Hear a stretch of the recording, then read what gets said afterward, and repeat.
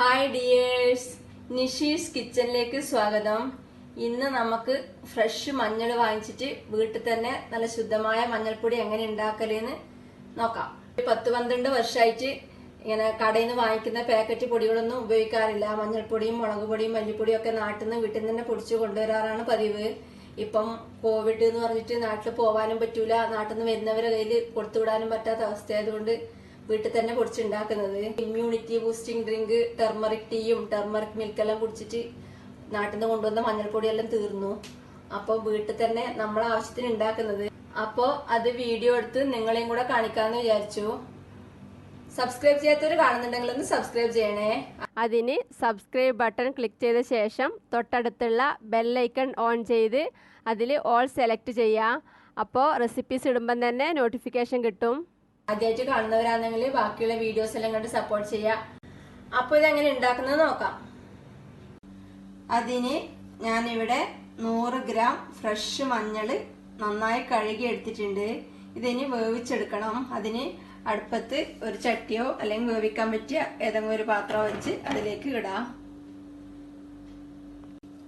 ഇതിലേക്ക് ഈ മഞ്ഞളെല്ലാം നല്ലോണം മുങ്ങിക്കിടക്കുന്ന പാകത്തിന് വെള്ളമൊഴിച്ച് തീ കത്തിക്കാം. ഇതിനി തിളപ്പിക്കാം. ഇതിപ്പം തിളക്കാൻ തുടങ്ങിയിട്ടുണ്ട്. ഇനി അടച്ചു വെച്ച് മീഡിയം ഫ്ലെയിമിൽ ഒരു 15 മുതൽ 20 മിനിറ്റ് വരെ വേവിച്ചെടുക്കാം. ഇപ്പോ ഇത് വേവാൻ വെച്ചിട്ട് 15 മിനിറ്റ് കഴിഞ്ഞിട്ടുണ്ട്. ഇനി തീ ഓഫ് ചെയ്ത് ഈ മഞ്ഞൾ കോരി പുറത്തേക്ക് ഒരു പ്ലേറ്റിലേക്ക് എടുക്കാം. വേവിച്ചെടുത്ത മഞ്ഞളിന്റെ ചൂടാറിയിട്ടുണ്ട്. ഇനി ഇത് മുറിച്ചെടുക്കണം. തൊലിയോടുകൂടി മുറിച്ചെടുക്കുന്നെങ്കിൽ അങ്ങനെ ചെയ്യാം. ഞാനിപ്പം തൊലി കളഞ്ഞിട്ടാ മുറിച്ചെടുക്കുന്നത്. മഞ്ഞളിന്റെ എല്ലാം തൊലി കളഞ്ഞെടുത്തിട്ടുണ്ട്. ഇതിങ്ങനെ തൊലി കളഞ്ഞെടുക്കണം എന്നൊരു നിർബന്ധമില്ല. കൂടുതലും ആൾക്കാര് തൊലിയോടുകൂടി തന്നെ മുറിച്ച് ഉണക്കി എടുക്കാറുള്ളത്.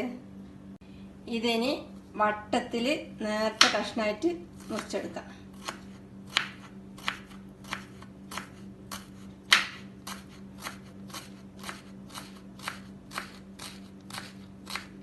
മഞ്ഞളെല്ലാം നേർത്തതായി മുറിച്ചെടുത്തിട്ടുണ്ട്. ഇതിനി ഉണക്കിയെടുക്കണം. വെയിലത്ത് ഉണക്കിയെടുക്കാൻ സൗകര്യമുള്ളവര് വെയിലത്ത് ഉണക്കിയെടുക്കാം. ഒരു 4-5 ദിവസം വെയിലത്ത് ഇട്ട് ഉണക്കിയെടുത്താലാവും. ഞാനിപ്പം ഇവിടെ എനിക്ക് വെയിലത്ത് ഉണക്കിയെടുക്കാൻ സൗകര്യം ഇല്ലാത്തതുകൊണ്ട് ഓവനിലാണ് ഉണക്കിയെടുക്കുന്നത്.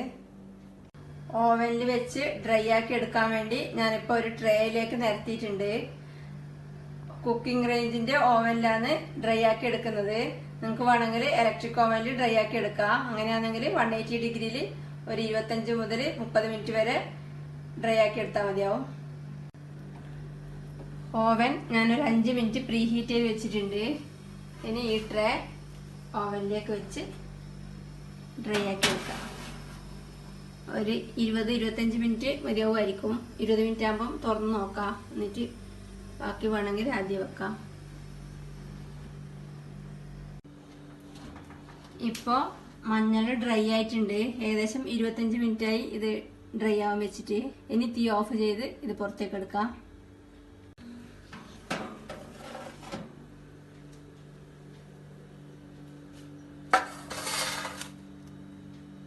ഇതിന് ചൂട് കുറയുമ്പോൾ മിക്സിയിൽ പൊടിച്ചെടുക്കാം. ഇപ്പോൾ ഇതിന്റെ ചൂട് ആറിയിട്ടുണ്ട്. ഇനി മിക്സിയിൽ ഒരു ചെറിയ ജാറിലേക്ക് ഇട്ട് നന്നായി പൊടിച്ചെടുക്കാം. മഞ്ഞള് നല്ല നൈസായി പൊടിച്ചെടുത്തിട്ടുണ്ട്. ഇത് ചെറിയ ചെറിയ ഓരോ തരി ഉണ്ടാവും. അത് ഒരു അരിപ്പയിലൂടെ അരിച്ചെടുത്താൽ മതി. വീട്ടിൽ പൊടിച്ചെടുത്ത ശുദ്ധമായ മഞ്ഞൾപ്പൊടി റെഡിയാണ്. ഈ മുഴുവൻ ഫ്രഷ് മഞ്ഞൾ സൂപ്പർ മാർക്കറ്റിലെല്ലാം മേടിക്കാൻ കിട്ടും. നാട്ടിലാണെങ്കിലും എല്ലാ പച്ചക്കറി കടകളിലും കിട്ടും. ഇതിപ്പോ 100 ഗ്രാം മുഴുവൻ മഞ്ഞൾ വാങ്ങിച്ച് പൊടിച്ചിട്ട് ഇത്രേ ഉള്ളൂ. പക്ഷെ ഇത് ഇത്ര മതി. ചെറിയ ക്വാണ്ടിറ്റി ഇട്ടാൽ തന്നെ നല്ല ഫ്ലേവറും കളറും ഉണ്ടാവും. അപ്പോൾ എല്ലാവരും ഉണ്ടാക്കുക. അഭിപ്രായങ്ങളും നിർദ്ദേശങ്ങളും അറിയിക്കുക. ഇഷ്ടപ്പെട്ടാൽ ലൈക്കും കമന്റും ഷെയറും ഒക്കെ ചെയ്ത് സപ്പോർട്ട് ചെയ്യുക. താങ്ക്